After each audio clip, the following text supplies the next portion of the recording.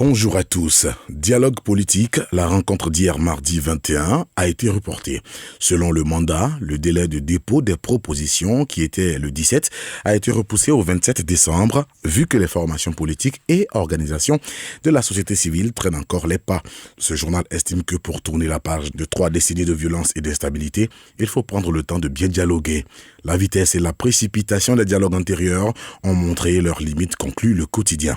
Mais pour l'héritage, il aurait été bien séant de publier la liste des retardataires afin d'être transparent. Ne l'ayant pas fait, le journal interprète cela comme un sabotage du gouvernement.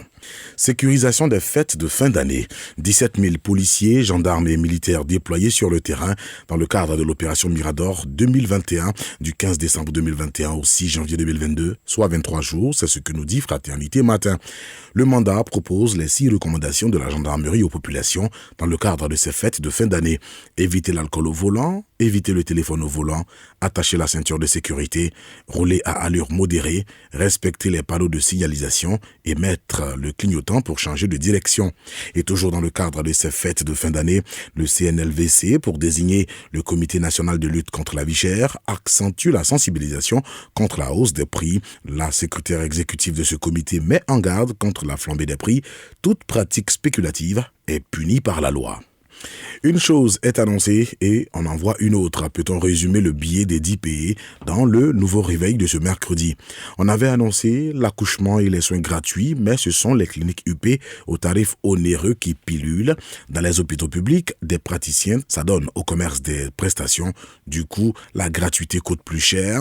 On avait annoncé l'opération Un Ivoirien, un toit, mais les déguerpissements de population sans dédommagement ont pignon sur rue, pendant que la SICOJ, qui devrait faire des logements pour les Ivoiriens, est dissoute.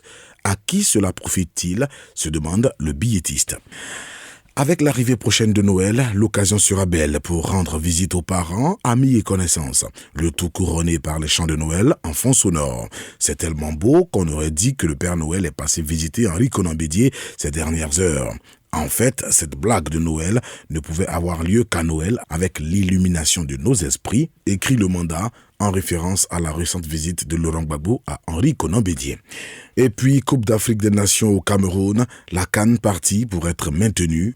Dans sa chronique chez Fraternité Matin, Paul Bagnini signe « Eto'o, fils prodige ».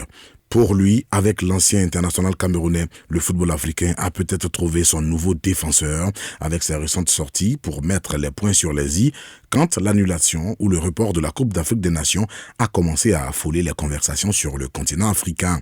Il faut que Gianni et ses hommes comprennent qu'il y a une nouvelle génération d'Africains qui n'est plus complexée, a dit l'ancien joueur de Barcelone. Sa réaction a peut-être pesé dans la balance pour le maintien de la compétition en début d'année 2022. À vos journaux et bonne lecture. Radio de la paix. Se parler, s'écouter, se comprendre.